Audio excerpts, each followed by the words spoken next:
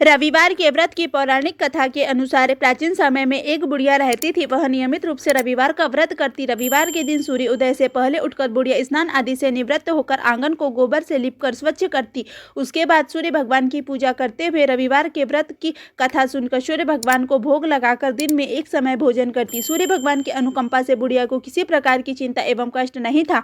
धीरे धीरे उसका घर धन धान्य से भर रहा था। उस बुढ़िया को सुखी होते देख उसकी पड़ोसन उससे जलने लगी। बुढ़िया ने कोई गाय नहीं पाल रखी थी, अतः वह अपनी पड़ोसन के आंगन में बंधी गाय का गोबर लाती थी। पड़ोसन ने कुछ सोचकर अपनी गाय को घर के भीतर बांध दिया। रविवार को गोबर न मिलने के कारण बुढ़िया अपना आंगन नहीं लीप पाई।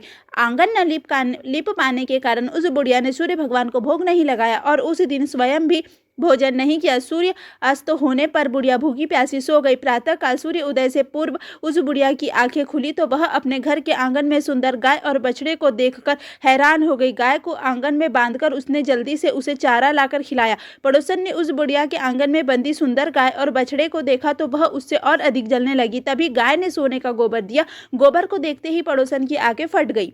पड़ोसन ने उस बुढ़िया को आसपास न पाकर तुरंत उस गोबर को उठाया और अपने घर ले गई और अपनी गाय का गोबर वहां रख आई। सोने के गोबर से पड़ोसन कुछ ही दिनों में धनवान हो गई। गाय प्रतिदिन सूर्योदय से पूर्व सोने का गोबर किया करती थी और बुढ़िया के उठ जाने से पहले पड़ोसन उस गोबर को उठाकर ले जाती थी। बहुत दिनों तक बुढ़िया को सोने के गोबर के बारे में पता ही नहीं चला। बुढ़िया पहले की तरह हर रविवार को भगवान सूर्यदेव का व्रत करती रही और कथा सुनती रही। लेकिन सूर्य भगवान को जब पड़ोसन की चालाकी का पता चला तो उन्होंने तेज आंधी आई। आंधी का प्रकोप देखकर बुढ़िया ने गाय को घर के भीतर बांध दिया। सुबह उठकर बुढ़िया ने सोने का गोबर देखा। उसे बहुत आश्चर्य हुआ। उस दिन के बाद बुढ़िया गाय को घर के भीतर बांधने लगी। सोने के गोबर से बुढ़िया कुछ ही दिनों में बहुत धनी हो गई। उस बुढ़िया के धनी होने से पड़ोसन बुरी तरह जल भूनकर राख हो गई और उसने अपने पति को समझा बुझाकर उसे नगर के राजा के पास भेजा। सुंदर गाय को देखकर राजा बहुत खुश हुआ। सुबह जब राजा ने सोने का गोबर देखा तो उसके आश्चर्य का ठिकाना न रहा। उधर सूर्य भगवान को भूखी प्यासी बुढ़िया को इस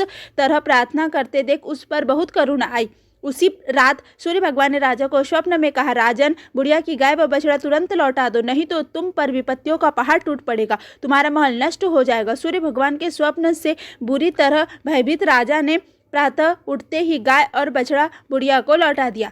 राजा ने बहुत सा धन देकर बुढ़िया से अपनी गलती के लिए क्षमा मांगी। राजा ने पड़ोसन और उसके पति को उनकी इस दुष्टता के लिए दंड दिया। फिर राजा ने पूरे राज्य में घोषणा कराई कि सभी स्त्री पुरुष रविवार का व्रत किया करें। रविवार का व्रत करने से सभी लोगों के घर धन धान्य से भर गए।